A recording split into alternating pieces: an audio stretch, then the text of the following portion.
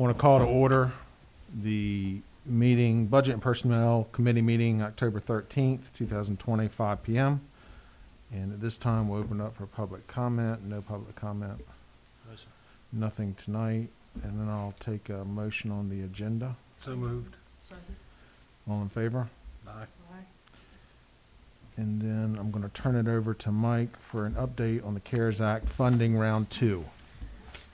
Okay, as of the committee composed of myself, Councilwoman Bowden, Councilwoman Richardson met yesterday afternoon to review the applications. We approved 32 applications for businesses, and it was 31 last night. Became another one this morning, actually qualified somebody. And we approved one waterman last night. We got another one that came in with the stuff today. So we're up to 34 total awards for a total of $136,000. There's a potential for 148 total for 3 more awards if some people get in the documentation they need to be approved. So I would say that's very successful. It exceeded my expectations by about 100% of what we would get. The current, I should say, the current amount that we have just under $100,000 left of the little over $500,000 that we had. The list you see there is a list of items that we could purchase. We could go out and look for more businesses. We can pretty much do whatever you want to as long as it fits within the scope of the CARES Act funds. You should see hazard pay we've already done here. Special duty at the bridge we've done, but we don't need to ask for reimbursement for that if you'd rather not. The grants there haven't been updated since that's what I expected. I expected 15 businesses and 4 watermen for a total of 19. We ended up with 34, so that was great. But moving down there, public safety, we can actually buy one of the digital signboards that goes out at the foot of the bridge, places we've used them because they qualify for CARES Act money. We've priced them. We have one of them even has some extra options that Robbie's interested in. But they qualify, and we've got them priced, and we do need them. We intended to put the council iPads in there. One thing that is we are going to, I think, would easily qualify and that is very needed. 911 center, or our dispatch center, I should say, needs a new console for their radios. For a while over the summer, they were using handhelds.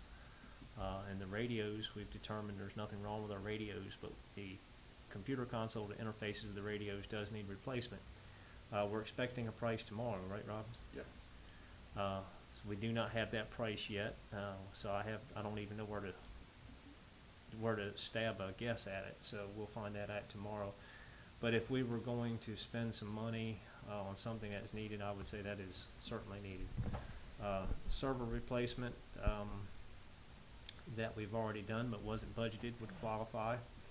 And I should say that this console for the 911 center qualifies because it can be removed from the building and taken, and we can dispatch anywhere. We can go, like Robbie was saying today, we could go get a hotel room in Pocomoke if there's a hurricane and dispatch from the hotel room in Pocomoke as long as it has internet. And remote working like that qualifies under the CARES Act. The server replacement we've already done, but we could be reimbursed for that because it wasn't it was COVID related and it wasn't budgeted. And the streaming equipment, of course, that we're using right now certainly qualifies because that was done to make it so everybody could attend meetings from home. Some of the construction we've done, plexiglass barriers, things like that, PPE, which Brian is all over and got me lots of prices that way exceed the amount that we have there. We've actually already ordered a few touchless hand dryers and some touchless soap dispensers that certainly qualify for updating our bathrooms.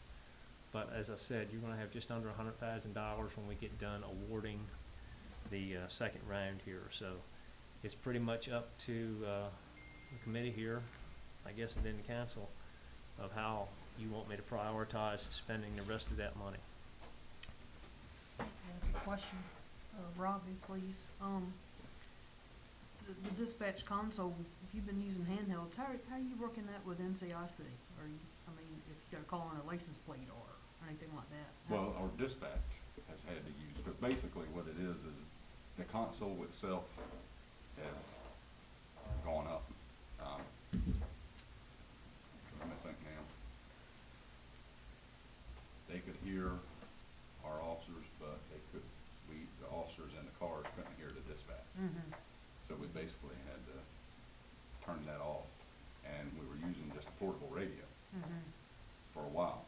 And Milt from Delmar Two-Way, he sent up an actual base station radio, so that's what we're using now, Okay. to communicate back and forth, because our portables had started giving us problems. Do you still have the ability to run license plates and Oh, all yeah, that stuff? yeah, that's You a still got separate all that? computer. Okay. That's, So this that's is- all separate, so. This is basically This is just communications. dealing with the communications, Okay. yeah, not, because actually VSIM's on a separate computer and, our CAD system. Okay. Computer-aided dispatch, that's on a separate system also. No ballpark figure for what that's gonna be? When I talked with Milt, he had sent us, Mike and myself up a bunch of, information, on it, several different companies. And when I talked to him last week, he said, Robbie, I've got two. One is very expensive, one is not as expensive. And I said, well, I like the not as expensive, of course, if we can do it. Yeah. But when I talked to him, I believe it was on Friday, Thursday or Friday, that's when he told me, he said, this system that we're looking at, the cheaper version, he said, I like it because he used the example, he said if Shingatig had to evacuate, he said you could actually take your dispatcher and move them over to NASA or, wherever off the Yeah. island you need to. Just have, the only thing we'll have to have is the system will be set up on a laptop, of course. Yeah. So when I told Mike, I said, I think this, might help us out. So, I said, yeah, but, that's basically what, a lot of the COVID CARES Act money is going for, relocation, so that's what we're So hoping. what I'm getting at is, when I think of something like that, I automatically think of big time bucks. Are we talking 25 grand, 30 grand? I don't know. Don't know. What Milt has told me, and that's what him and, his radio tech that, services us, met this morning. And he said that's what he wanted to get final on, because he's told me, excuse me, that our radios are fine. The radios, that we talk back and forth and are in that, closet in the town office, they're fine, there's nothing wrong with them. He said it's just the computer dispatch part. So I'm hoping, no more than, maybe $25,000-$30,000 is what I'm hoping, but I don't know because I've never. See, my hoping was a lot less than that. Well, Yeah. I do too. Hey, if it comes through at 10,000, oh yeah, I mean, I'd be tickled to death. we just don't Yeah. have a clue where to start. I've never bought anything like this. And I haven't either. So, we just don't have a clue. Do these things run? And I mean, again, is it a fancy basically- laptop that costs $4,000, or is it, a complete Yeah. console with all the bells and whistles at 50? I just Yeah, don't know. when you're talking, with software, basically, that's, I guess that's really what it is. In my opinion, and just my opinion, looking at everything on this list, to me, the communications between law enforcement should be top priority. Yes, Uh, yes. gi- And given of course, that- I'm gonna agree. And see, another thing we lost too was the EMS. When that went out, Right. we've lost all contact with EMS also, either through, through the radio. Right. Because a lot of times our dispatchers, they would monitor, the Right. rescue channel, and if they heard an accident being paged out, then they would go ahead and get a heads up, And you, our and you officers can't, get them and you can't before do, the you 911 can't do actually that called. right now because But of now, that. right now, we're Yeah. having to wait till, Yeah. because you can't hear it in there. I just think that system is a priority. Looking at everything else here, I mean, don't get me wrong, I don't think that anything here, isn't worthy, but having that communications between our officers and with EMS as well. I mean, in today's climate, I just think that that's, numero uno. So what are you looking for from us? How do you want to go forward, do you Well, think is the best way? I just think the only thing we need is where do your priorities lie? If you would like to see more people awarded or people awarded a second time, if you'd rather use the funds that we have toward more businesses and people that are deserving, or if the committee thinks that, you know, we've about exhausted that, let's turn our attention to some other things that we need, like PPE, the console, some message boards if we could get them, you know, that sort of thing, which are important as well. But I'm just looking for something from the committee as a direction to go. We have a lot of choices, and we've tried to throw the choices out here for you to look at.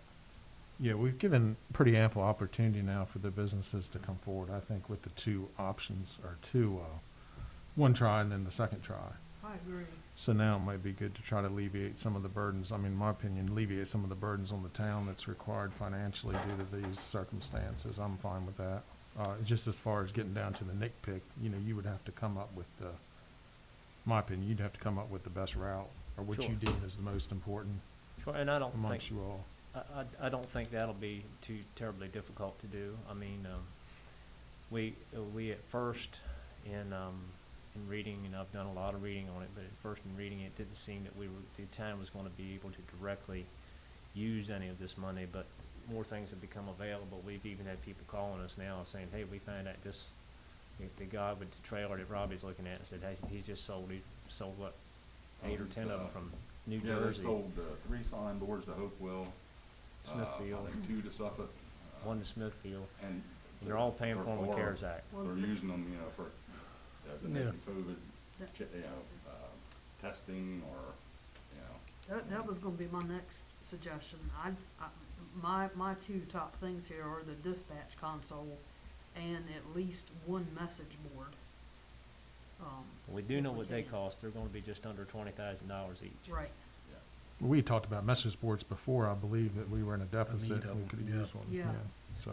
And They're of course, definitely needed, not just for COVID, but I mean, for, with yeah. the many special events as we have, and that's what Mike and myself were talking about today, you know, and I don't want to get greedy here, you know, and, you know, in particular, but Why I not? said, it would be nice to have one at the bridge, and then, you know, say for instance, Pony Swim Day, have one at Campers Ranch directing everybody where to go to the, you know, to the carnival or whatever, any number of uses, you know, we'll have. And the thing about these, that it was the stalker radar guy happened to come by here. He come by when I first took over, and, you know, he said, hey, you know, we've got these, and they actually have a radar in them. So we can use them not only as a signboard, but also as a speed trailer. Sweet. So it's a kind of a The, dual purpose use here. and the first thing we're gonna do with these things is put them up at the foot of the bridge and put on there, you must wear a mask, and take a picture of it and put it in the file in case we get questions if we use Yeah. them for COVID or not. COVID restrictions in place on I mean, all local businesses. this is exactly what they're for, so. All right, do you need a motion for any of this, or do you kind of understand? No, we understand. I mean, Okay. it's recorded here. We understand that the direction is that we will go to, that we will shift away from business and Waterman awards towards some of the more important equipment. One thing I'd like to add, and it affects the town in one way.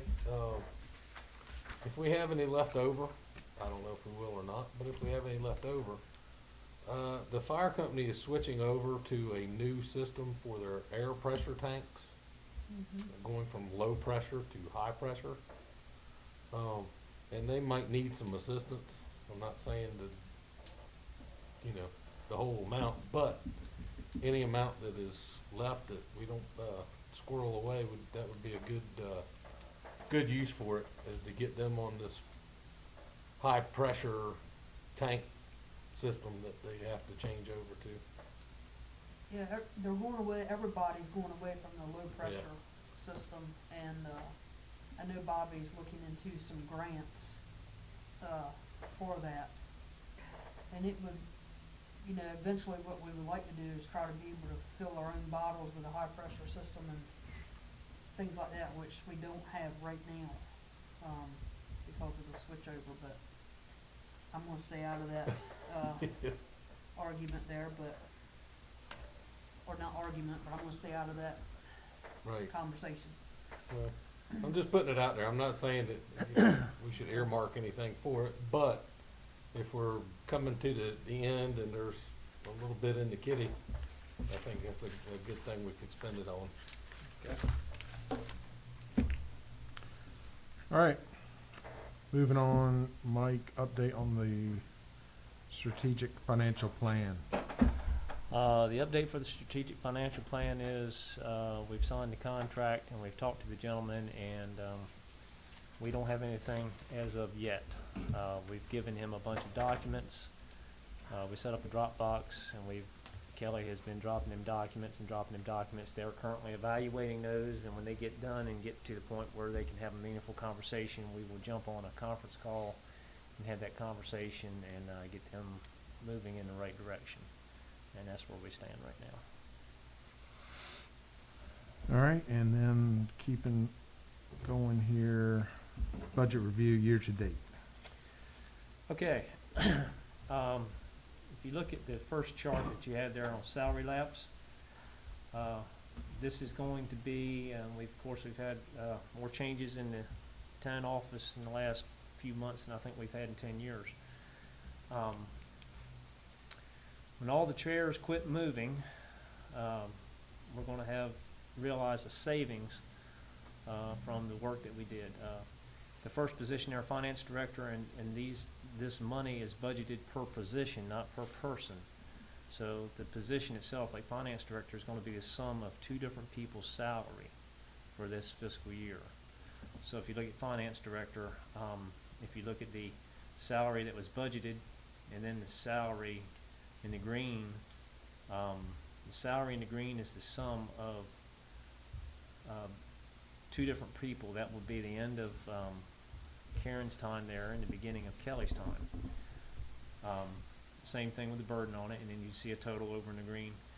Coming down to the next position, this is a position that Jim put in the budget because he knew there'd be some overlap, and that's basically what that money does. It takes care of the overlap between the time that, by the way, Karen is not her last day was September 11th, and we are paying her through the end of October because she had a leave saved up. So Kelly obviously started, she started the following week after Karen left. So there's some overlap in salaries there, and that's what this money was put in here for. That's why Jim had it in there.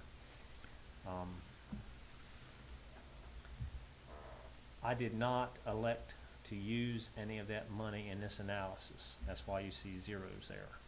All the money is placed in the actual position, and that's why the position amount for finance director is higher than the budgeted amount. If you add in the temporary position below it, you'll see that we're just fine. Okay. Going down to building and zoning administrator, the actual projected cost. Now this, Kenny did not, no one knew that Kenny was going to retire. He walked into my office one day and said, I'm going to retire. And I don't know who he told before that, but it wasn't many people, and it was a total surprise. It wasn't anticipated in the budget, obviously.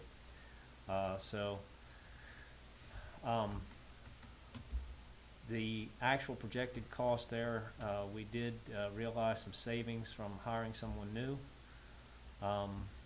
And you see the total, there's not a lot of difference. I think we lost $36 on the deal. The reason for that is we're paying him leave as well, the rest of his leave. And if that had been anticipated, it would have been placed, I'm sure, in the budget for this year. So again, but we didn't get hurt terribly there. Going down to business admin clerk, and that's Kelly's old position. This is where you're going to realize some actual salary lapse. You see the budgeted amount there in the yellow, and the green amount is the actual salary that we are going to pay for that position this year. And that's where because we won't place her right away. So that's where you'll see there's some the total there in the red. You're going to realize about $41,000 in salary lapse there. When when the music stops and everybody sits down at the bottom, you see that we're gonna realize about $37,000. Another unexpected expense, of course, was since we didn't know Kenny was retiring, the town pays their retirees' life insurance for life. So what you see there under retiree health insurance is an amount that wasn't budgeted for this year because we didn't know about the retirement. Or you just said health and then you said life, or I'm life sorry, and health so insurance. is it I'm health? sorry, Okay. yes, it's health. All right. Just want to be clear. But the blue line there at the bottom is what we'll actually save when everybody is done moving, about 37.5. Okay, so keeping that in mind, going down, and you've seen a version of this next chart before. We discussed this, I believe, back in July. This has been updated. Your total budgeted payroll this year is $3,753,968. Just analyzing that number and what's in the budget. The town manager cost you money this year, and there's the amount, because that amount wasn't budgeted for. There was a VRS increase of 2.37% after the budget was approved. Health insurance, we actually saved some money on because 13% was budgeted for an increase, and it only actually increased 1%. So we saved some money in the budget on health insurance this year. We've put on hold 3 EMS FTEs for realizing a savings of about $100,000, almost $100,000. Life insurance, likewise, just like VRS, went up a little bit. It cost us a little bit of money. There was some layoffs in a retirement, which have not happened, and there's the cost for that. The salary lapse number is transferred from the previous chart. The SRO, who we did not hire, and the new officer we did not hire, there's the totals for that. That's a savings to the budget. And then going on down, our raises by department, EMS was slightly over their projected raises for the year. General government was also slightly over. Public Works was under almost $1,000, and the police department was under considerably. But that assumes that we put a freeze on the 3 promotions that were planned for this year. And that's where we realized those funds. Both columns are totaled, and the last blank there tells you what we saved overall on the budget through salaries through all those iterations, about $128,000. Now, my question is, because you need to talk to me like I'm 5. No, we don't. That's okay. No, you do, trust me. So this payroll savings to the budgeted, like the hire, or the freeze on the 3 promotions for Robbie's department, will they come in for next year, or for the 21-22 budget?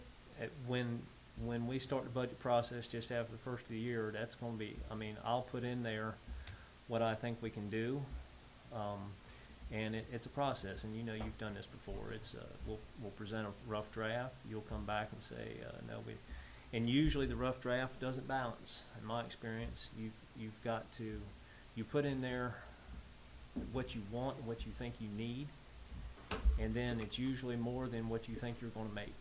So you come back and you start figuring out what you can do without, and you get it down to where you can balance it, and that's the process. I get that. I'm not saying it because that man is sitting in the room, and you're an employee of the time too. But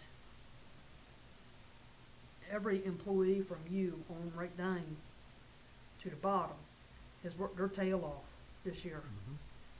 And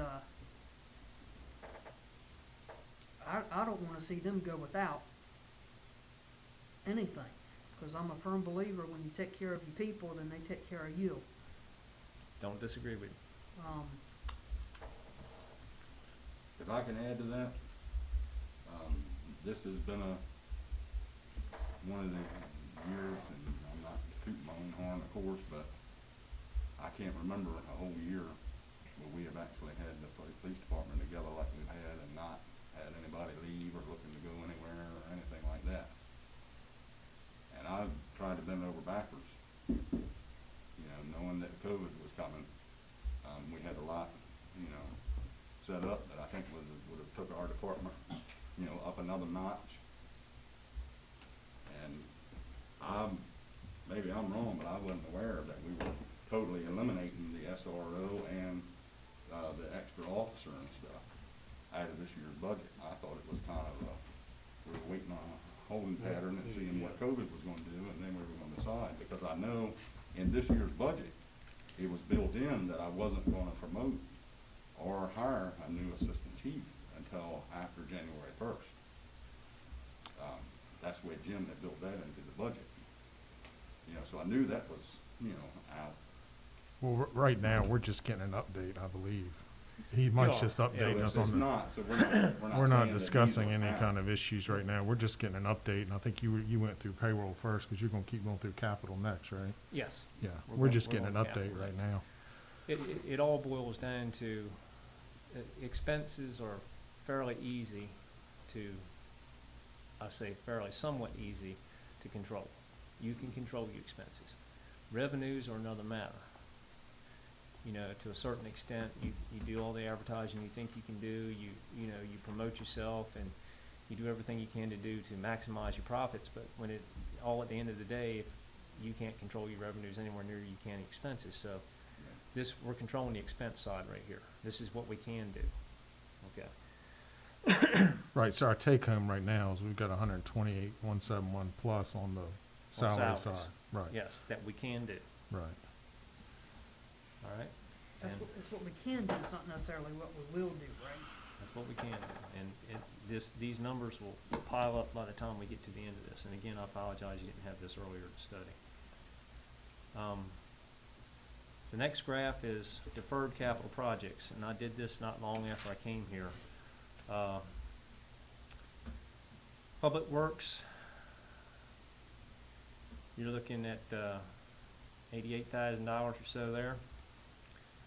There's still $50,000 that was budgeted on the Smith Street project this year, and that does not include the $75,000, or I'm sorry, $25,000 that we had said we would use to pave the parking lot at Smith Street in the spring. So in other words, there was $75,000 budgeted for Smith Street in this year's budget. As you know from the last council meeting, we've already exceeded $100,000 in investment in that property. The police department, and Robbie and I have discussed these, a radio repeater replacement, $10,000, a Stancil recorder. Robbie, you want to tell them what the Stancil recorder is? Yeah, that's the recorder that records all of our phone lines and the radio traffic and everything. That's been needing replaced, you know, for a while, but, you know, right now it's working to an extent. So we're good to hold off on that until it totally goes out, or until we can get straight from all this. A new fingerprint scanner, some new rifles that were in the budget this year, and a new fuel system at the harbor. Deferment of all those capital projects is $195,000, and they are straight out of the budget. There may be a few more smaller items in there that we could pull up as well. I didn't want to take everything out and go to bare bones here, because you know, it may require a second round of this. So looking at the last and final graph here, or table, summing up, the payroll savings were $128,000. The deferred capital projects were $195,000.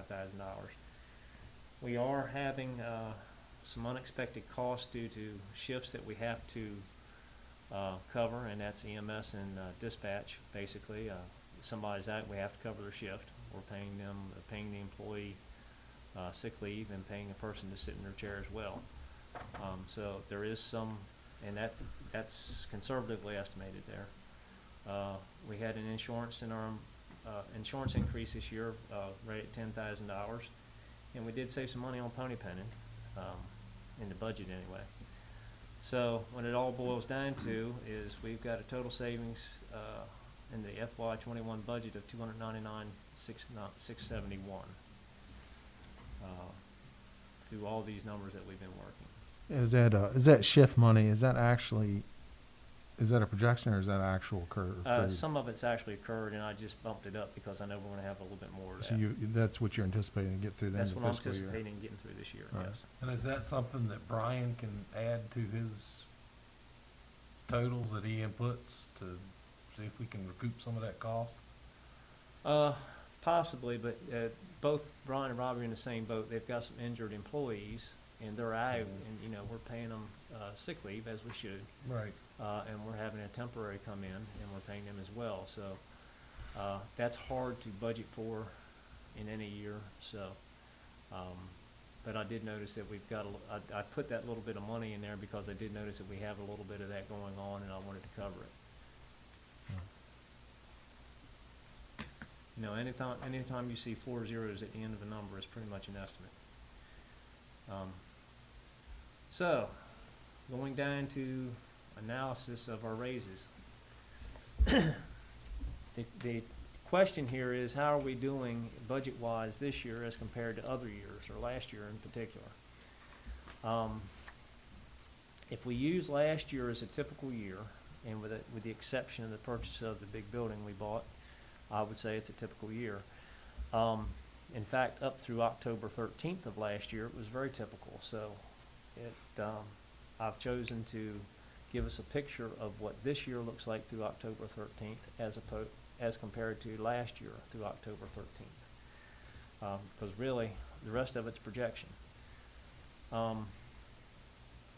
You've all seen that our transient occupancy taxes and our meals taxes have not been bad, exceeding the 3-year average in some cases.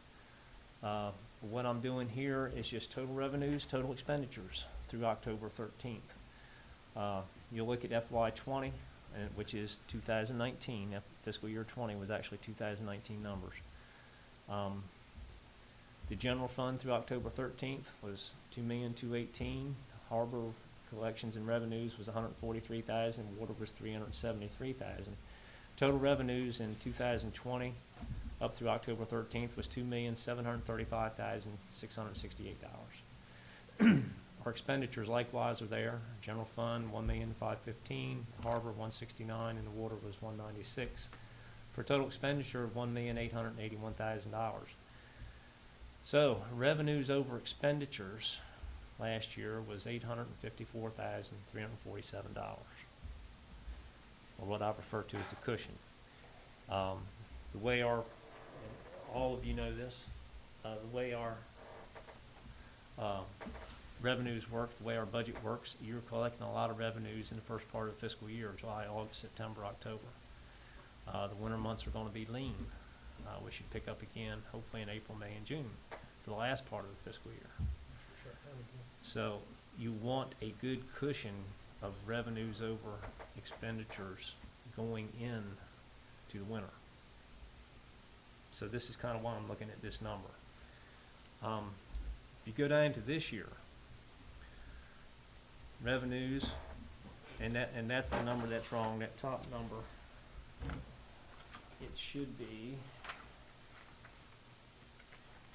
and I just transposed it wrong, it should be $2,086,993 should be that general fund revenue. If you notice, I transposed it wrong. It's the same. The general fund is the same as the total revenue. So,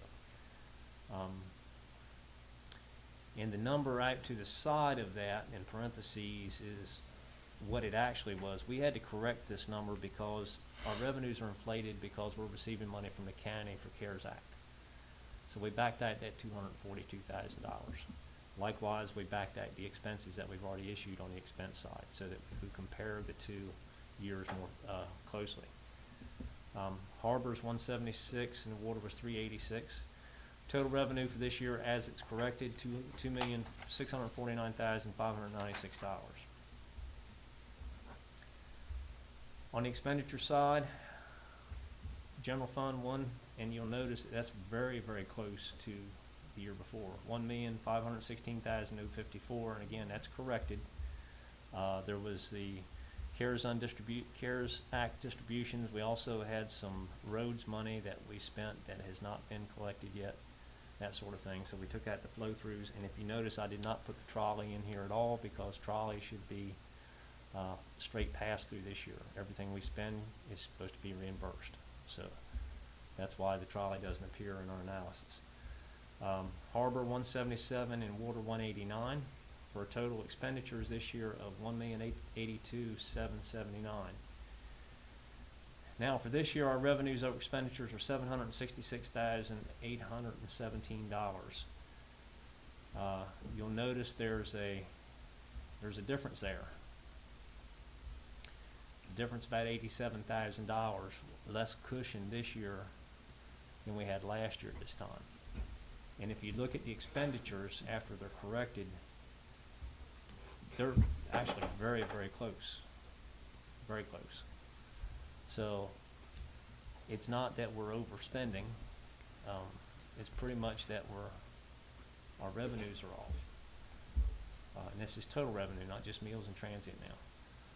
So we're $87,000 behind from this point this year from this point last year. If we apply the $299,000 savings that we had, we just discussed, you're down to $212,141 by the end of fiscal year 21, which looks pretty good. However, the next line, we've been averaging about 3% behind our budget on meals collections per month.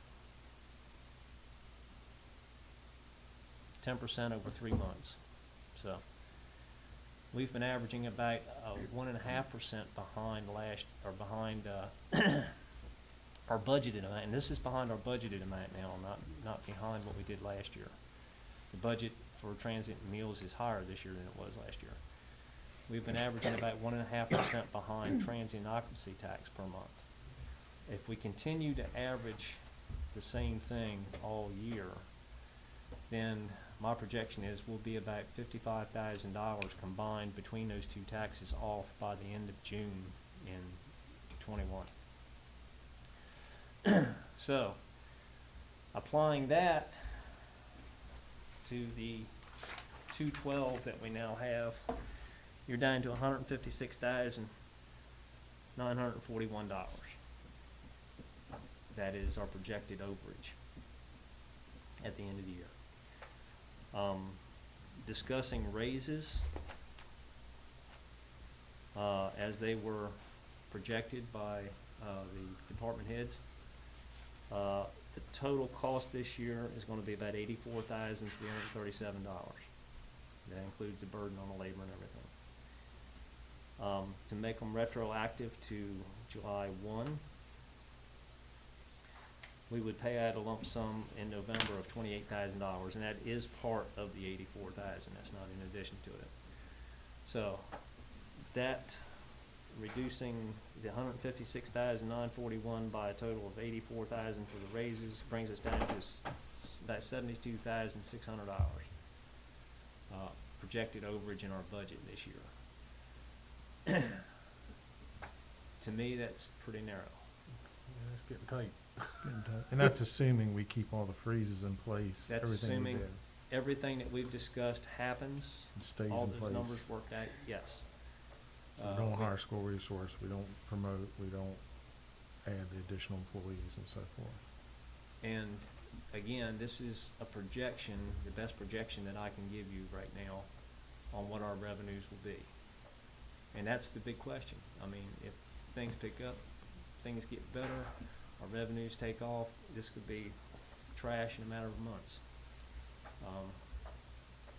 But this is basically a trend of what's been happening the first 3 months. Last year, I will say this, at the end of the last part of the fiscal year, we made our budget for meals and transient by the end of the year, by the end of the fiscal year, even after 3 months of COVID being closed. And the reason was they did so well in the fall last year on collections. And that was driven home to me when I got here. They did so well in the fall that even the reduced amount they had in the spring in 3 months was basically nothing. They still made their budget and revenues for meals and transient. And we haven't seen that this year, correct, with the 3% and the 1.5%? We've been, in 3 months' time, we've been behind 10% on meals, total of 10%. So we're averaging about 3% a month, somewhere in that neighborhood. I see how you got that. How'd you get the 1.5 on TOT when I thought we were up for 3 months? We have been, but you realize that 1.5% is where we should be on our new budget. New budgeted amount is higher. He increased it on the new budget. Yes. I forgot that. So I had to finagle some things, but yes, the best projection I can do is on our new budget, where we should be is about, if we're gonna meet it, we should be 1% higher per month, 1.5% per month higher, and we would meet the new budget. Right. And because the overall amounts decrease and vary significantly month to month, the only thing you can do is put a percentage on it and see where you're going. If people still come here at the same ratio to if October is 1.5% behind last October, we're right there. For people staying here. Same thing with meals. If they're 3.5% behind on the total meals they serve for October, November, December, then we should be right there. There's a whole segment out there of TOT tax that we're missing out on, and I don't know, I know that other towns that have a hard time regulating that, because if they don't come in and get a business license, you don't know. And that is Airbnb. Meal and I'm- transient. Yeah, I know for a fact a house cat a corner from me is operating as an Airbnb, and I got my serious doubts that that lady has bought a business license for that, and wouldn't know Well- unless I just come over here and The give an address. But I don't know. I believe that there's some serious money there with Airbnb to be made if we figured out how to get our hands on it. I will say that Airbnb as an organization, from my reading, does not do anything to aid the communities that collect that tax. They do not. But I will tell you that April and Louise are on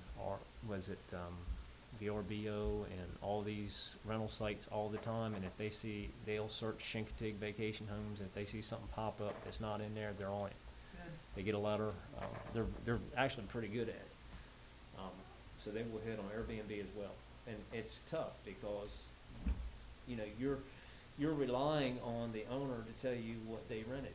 And it's kind of like saying, walk up to buy a car and you say, how much sales tax do you want to pay on this? Well, it's the same thing with meals or anything else.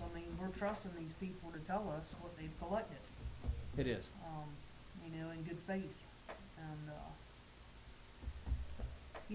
we have put the burden on the tourists for a long, long time, because the ones that, I know they're the ones that really tax our systems here.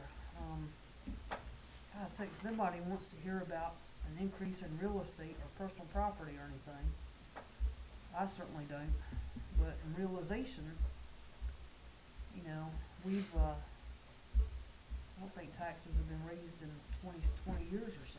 Been longer than that, hasn't it, Sal? Nobody in this room can deny that at some point that's gonna have to come. 4 years from now. Yeah. Yeah. Is it 4 or 3.5? Not on your watch. Yeah, not on your watch, yeah, Not on my watch. yeah. I would concur with that. Yeah, You're short timing. I still concur. and like I said, nobody wants that. And I've always praised, the whole time I've been here, I was here for 2 or 3 months with Ritter, from July to November.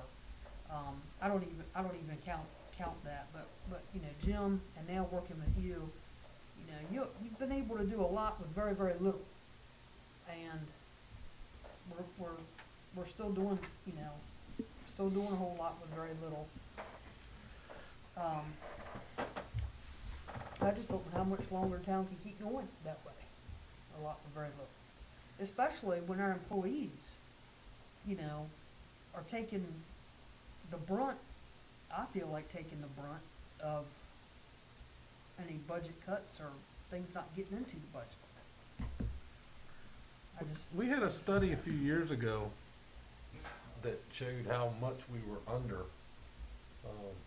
But the study was also skewed because they Right. didn't ask anybody locally. Right, right. So I don't know what that study really did, but it did show that our employees are underpaid, Yeah, but, Well, I don't know, I'd beg to differ on that because we're not using a seasonal type basis either. no. I mean, we're keeping these employees full-time Full-time, year round. yeah. Every other business on the island is using a seasonal Seasonal. type operation. And And a I lot mean, of they're- towns use seasonal type Yeah, operations. and they're getting I'll- healthcare and they're getting, yeah. All right, they got I will healthcare tell and you, I've- benefits. I have been through this several times with, are your people making enough?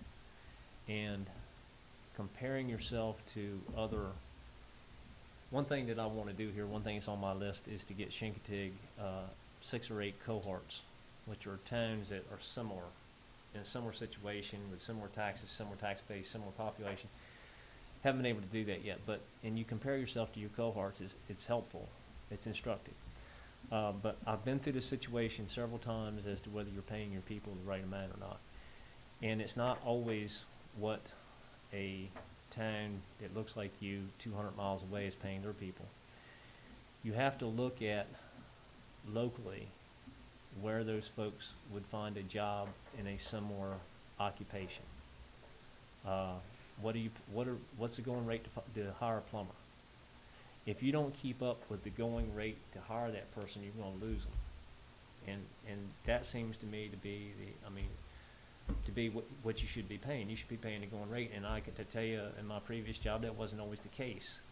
I'd lose people, if it wasn't for VRS, which is a very good retirement system, and that has to factor into the equation, I would have lost a lot of people because their salaries may not be up to what they can make on the outside, but at the end of their 30 years, they get half their salary for life, so, and that meant something to them, where you could go on the outside and maybe not get all the benefits. So it all has to be factored in, but when you're losing people to other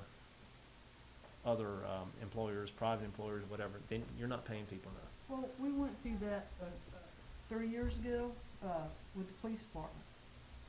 We ended up bumping them up $5,000 right off the top. You know, because it was not comparing to other localities. primarily the sheriff's department. And we were losing people. I don't necessarily think that that's the only reason why we were losing people, but,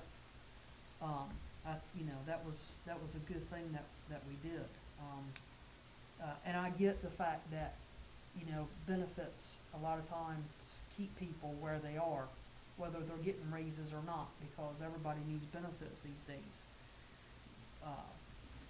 But I stand by the fact that, if we're ever able to give our employees from the top to the bottom a little bit extra incentive, I'm always for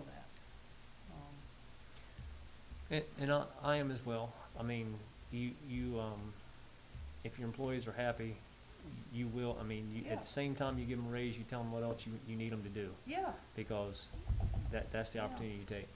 I just got to say one more word there. I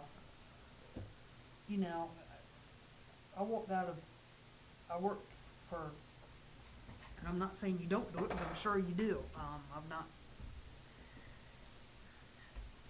They're your most valuable asset. You, all the way down, are the town's most valuable asset. And I don't want any of them to think that they're underappreciated or anything like that. I worked in a job on and off for 20-some years, a restaurant right on Maddox Boulevard, and I made good money. But what meant more to me than anything in the world also was, when I walked out that night, my bosses said, the owner said, thank you for, and we don't always get the opportunity to do that. And, again, just my opinion, I want to do everything we can to look out for them the best way we can with what we got. I know we're not raking in hand over fist, but this has been a tough year for the town, it's been a tough year for them. And, I feel like that they've really taken the brunt of some things. So what are we doing, what do you need from us this evening Well, on this deal? The idea here was for this, one of the things to accomplish at this meeting was to tell you whether I recommended a raise or not. Right. This, to me, this margin is close. I mean, if you get down to percentages, this represents a very small percentage of our budget, and a few things either way could make or break it. And at the expense of trying to tell you I want to put it off, I would like to see us get one more month of trends to see where we're going with this. I would like to see a bigger cushion there. I would also like to take some time and go back through the budget, and again, Kelly and I are both new at this, and we were finding, we worked for about 10 minutes today just to make the computer pull out a number that we knew was in there, and finally the computer decided to give it to us. So I would like to see us, give me a chance to fine tune this and give me one more month of trends. I mean, in a few days here, next week sometime, I think we're going to get the numbers for activity in September, which I hope are good, maybe a little better. And take a harder look at this and let you know in November, because we cannot put it off another month, because we were talking about making this retroactive, and that number, while it doesn't increase overall budget, it does increase capital outlay for that particular month. So that's what I'd like to go, and I'm, take any recommendations from the committee. All right, so we've heard what Mike wants. Do you two have any opinion, motion? I don't want it to go past one more month. No, Nor do I. And it's not just because Robbie's here, but, with his office, where we took the SRO and the new officer away from them, that means that all of their people have been doing that much more work. And I'd like to see them get their raises, that we had promised them, and get them, let them get their bumps as far as, their salary increases and promotions and whatnot. Well, the ones with if I'm not mistaken, and I'll have to check through here again, but the ones that with a promotion would not be receiving a raise that year, which, of course, their promotion is much higher than their raise would have been, so they'd just be promoted into a new position with a likewise adjustment in salary. Right. I think the prestige of getting promotion would be, Every time. worth a little bit, without having to pay him for it, but getting them into that job would be a plus. Yeah, and we have to decide too as a council, do you look at this and say, do you hit your savings? I mean, looking at it from an outside perspective of a business, a lot of businesses are hitting their savings to get through this year. I mean, that's the purpose of savings. So we as a council too have to decide if we want to hit our savings to meet these goals, if it comes to that point, and if we're willing to do that, because we don't know what the future holds. Nope. They're talking about a second wave. They're opening up the unit in Salisbury again and so forth. So we don't know what that's going to hold. There's a lot of uncertainty still going forward. So, that may be an area we need to put on the table as well, because it is a disaster type situation. Yeah, possibility. Well, you notice I didn't even put that on there as a consideration. I kind of, personal feeling, it's like a crutch. If there's anything we can do not to do that, we should. It's just the way I like to operate. I mean, Yeah. something catastrophic happens, yeah, I get it, but we certainly, and I know we all would, like to get by without doing that, and hopefully that number is accurate, and we could realize that and have enough money to, a third of that, what's left over, would bump up the increases, or give the 3 promotions in the police office, or the police department. And we could do some other things as well, but I don't think with the capital deferments we've made, I don't think we're going to be hurting ourselves. We're not hurting anything that would decrease our revenue, which would be a concern. those are just items that we can put off another year. And I've got some ideas about the SRO as well. It'll require some letters and talking, and maybe attending a meeting, but there's the county sure got, the county, the sheriff's office got some help at the last SRO they put on the job, so the school system's paying for some of that. So that may be an avenue where. But it's not like they needed it this year, because there's nobody at high school. Yeah. They're down by half, if not more. So Mike has mentioned he'd like a month to see the numbers going forward. We have to decide if that's the route that you all want to take as a committee and recommend to Yeah. the council. That's, I can see a month. I mean, that'll give us, that'll wrap us up as far as the summer numbers and TOT and all that good stuff, so. Yeah, because activity in November should be, I mean, we're into the off-season, well Yeah. into the off-season by now. And you may Denise, is that just- all right with you? That's fine with me. I don't think, only thing I was gonna say is you might just be surprised with what November will bring. That's right. Fingers crossed. With your, you know, as long as the, numbers stay down, you got those birders that I call them that like to come with no kids and, you know, a little bit of pocket money and, ready to spend a little bit, so we'll just see what November brings. But yeah, I don't wanna go longer than a month, you know, to wrap this up.